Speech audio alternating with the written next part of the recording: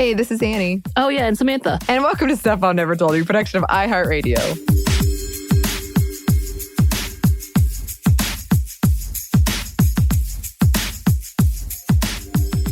I forgot what we were doing for a second. I'm sorry. It happens to all of us, Samantha. It happens to all of us. And this is a very special episode because it's a woman around the world. Today, we wanted to highlight some listener mail that we've received from some of you lovely listeners, women and non-binary alike. And yeah, you are the focus. Around the world. Around the world. And we're hoping to do more of these. So always, we love hearing from you. Keep those messages coming. They brighten our day so much. And if you have a hard time figuring out our email, because our email is complicated, just message us. Yes. Yeah, Twitter, Instagram, you can find us. Yeah, we've been told the email is clunky, and we hear you. And we know that's true. We don't disagree. We do not disagree. Maybe we can contact someone about changing it. So let's dive right in here. Bryce wrote, longtime listener, first-time caller. I've always wanted to say that, LOL. I enjoyed it. Yes, me too.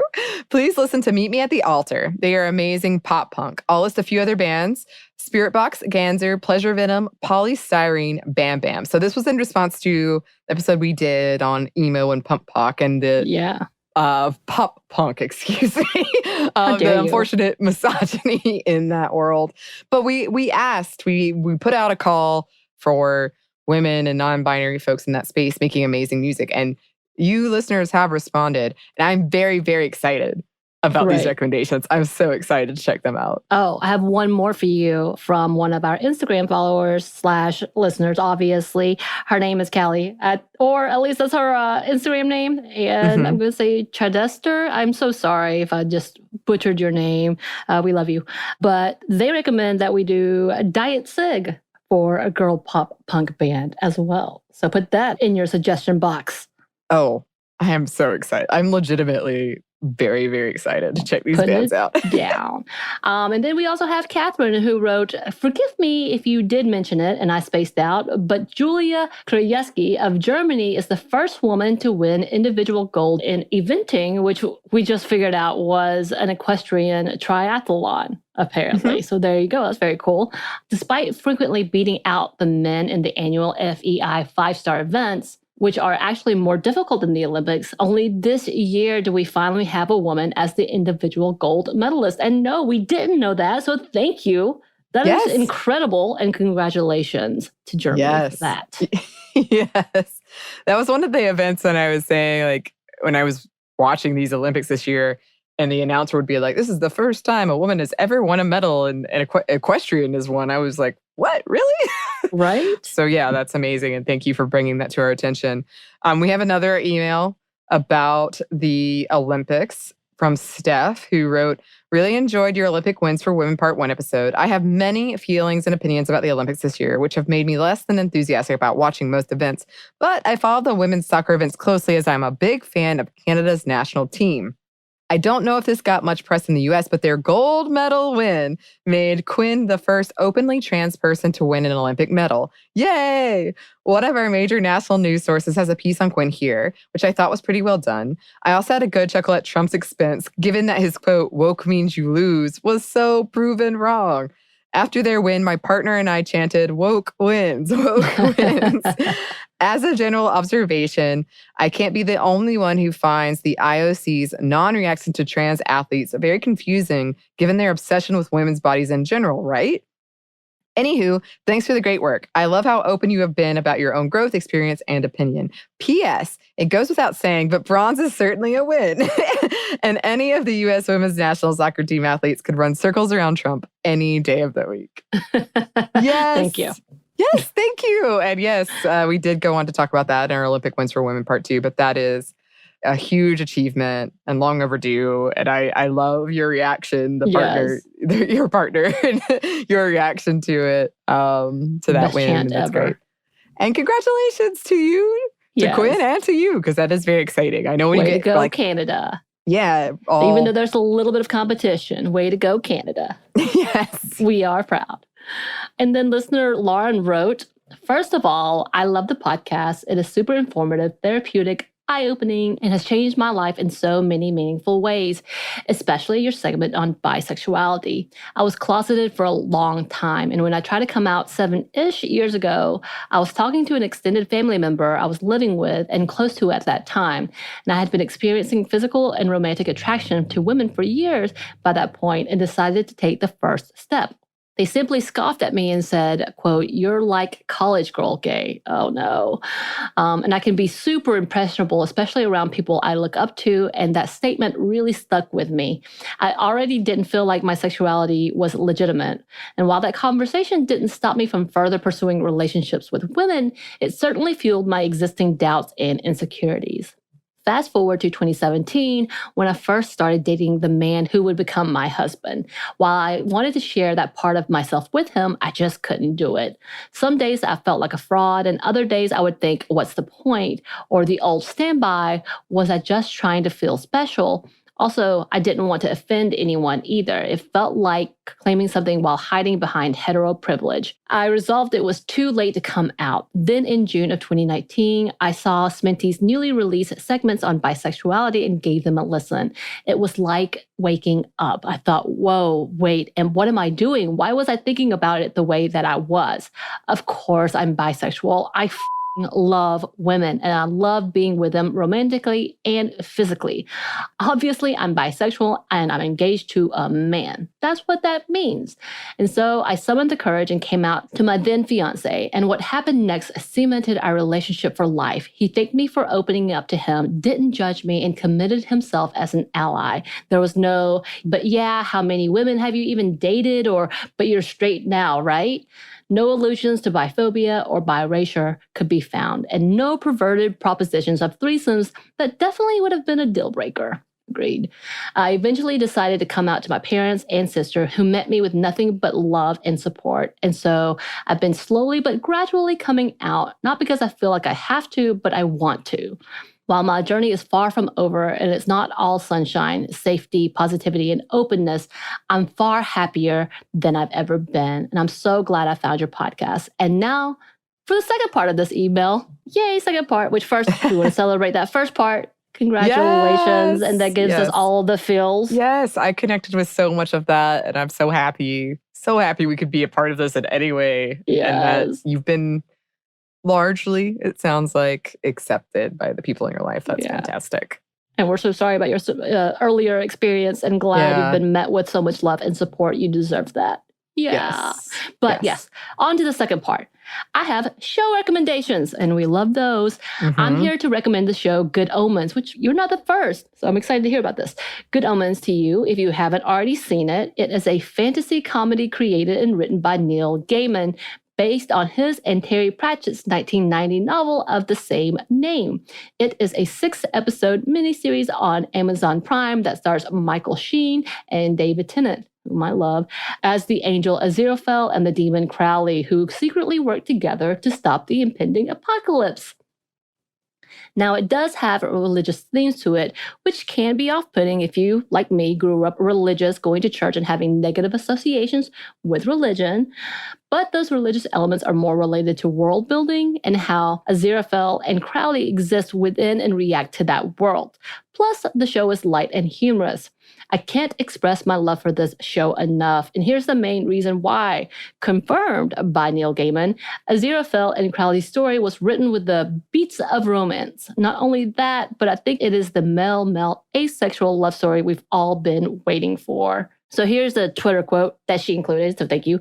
Quote, "I wouldn't exclude the idea that they are ace or aromantic or trans. They are an angel and a demon, not as make humans per the book. Occult ethereal beings don't have sexes, something we try to reflect in the casting. Whatever Crowley and Aziraphale are, it's a love story." And that's from Neil Gaiman himself, so thank you for that.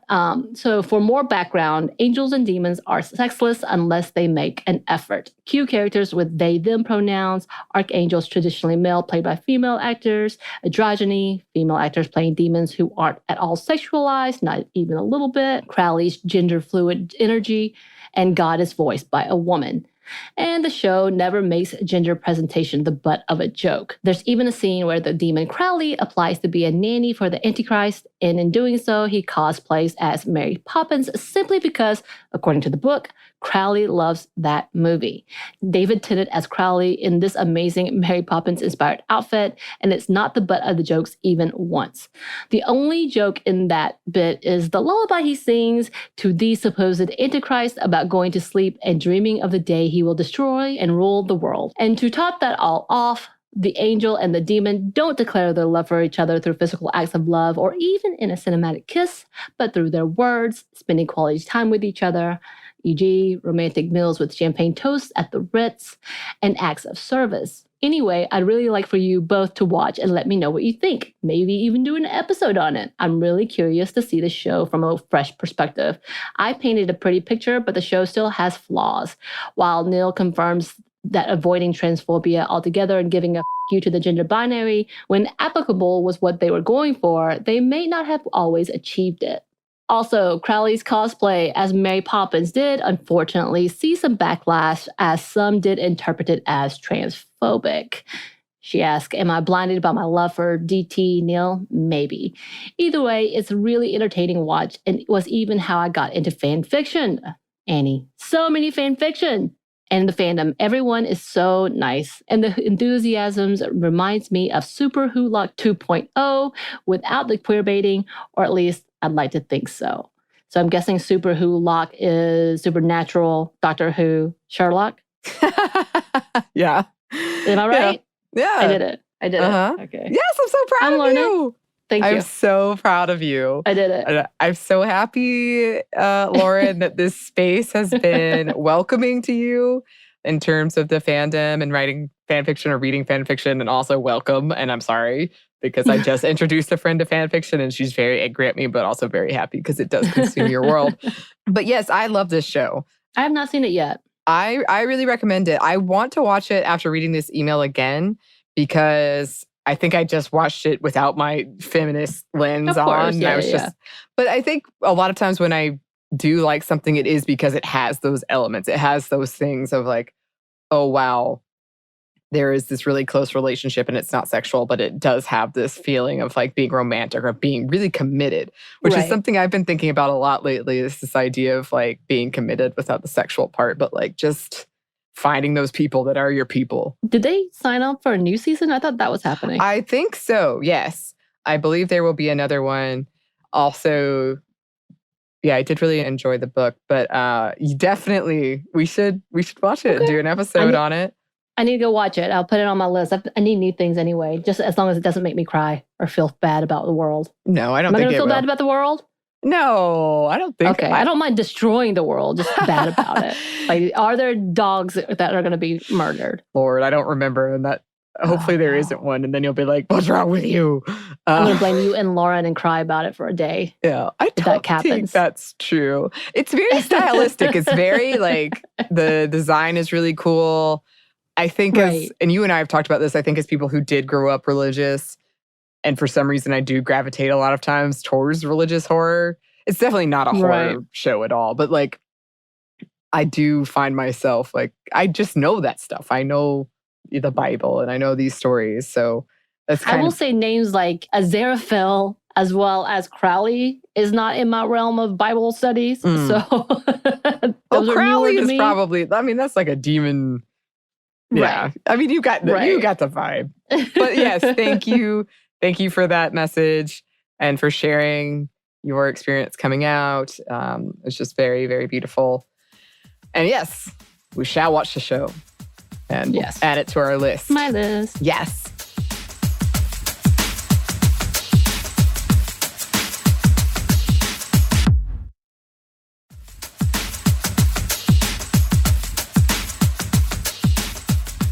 So I want to include this next one because, and it actually kind of relates to what we just read. We're about to do an upcoming book club on the book Ace by Angela Chen.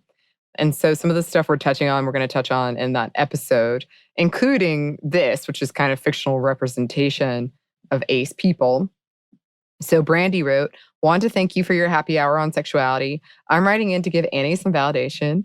I've identified as aro ace since I was 24. I'm 35 now. And it has been a long road of self-doubt and fear and jealousy and disbelief that I could ever have a happy life without a partner.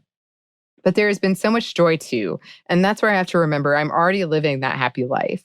Finding a community online, coming out to real life friends who have validated and uplifted me, going to Pride and waving my ace flag with a big smile on my face, getting so excited anytime a public person or character comes out as ace, feeling smug that I don't have to deal with terrible boyfriends and relationship drama.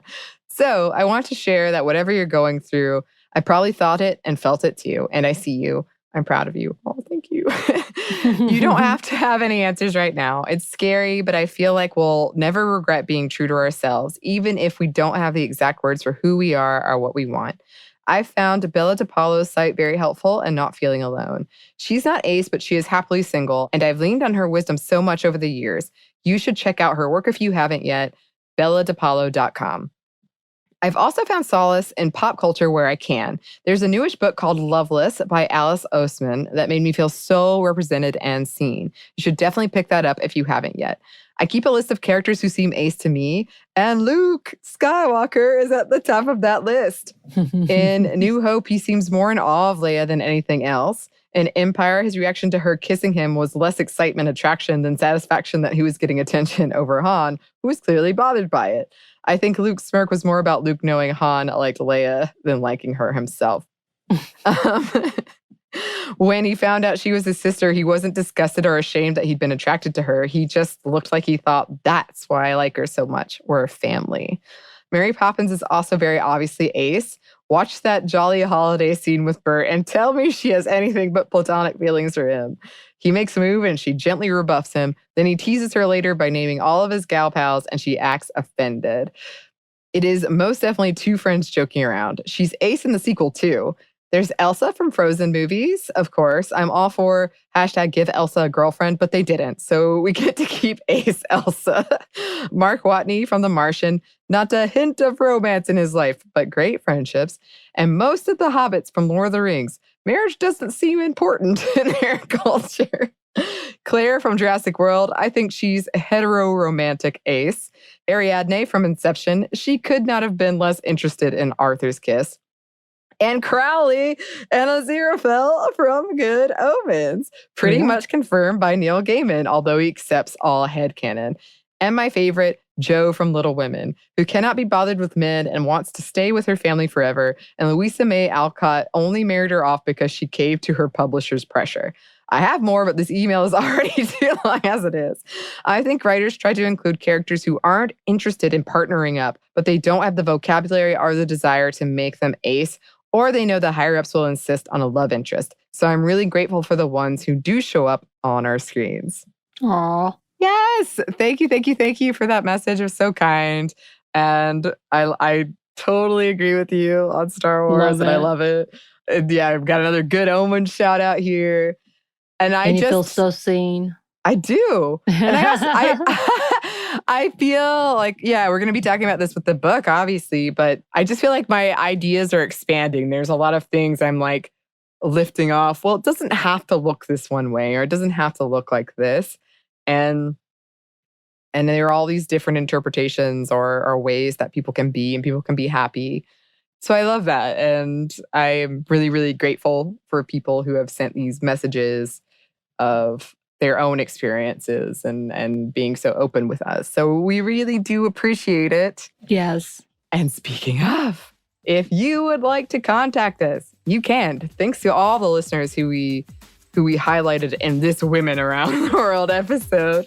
But if you would like to email us, you can email us at stuffmediamomstuff@iheartmedia.com. You can find us on Twitter at momstuffpodcast or on Instagram at Stuff I've Never Told You. Thanks as always to our super producer, Christina. Thank you. And thanks to you for listening. Stuff I've Never Told You is a production of iHeartRadio. For more podcasts from iHeartRadio, visit the iHeartRadio app, Apple Podcasts, or wherever you listen to your favorite shows.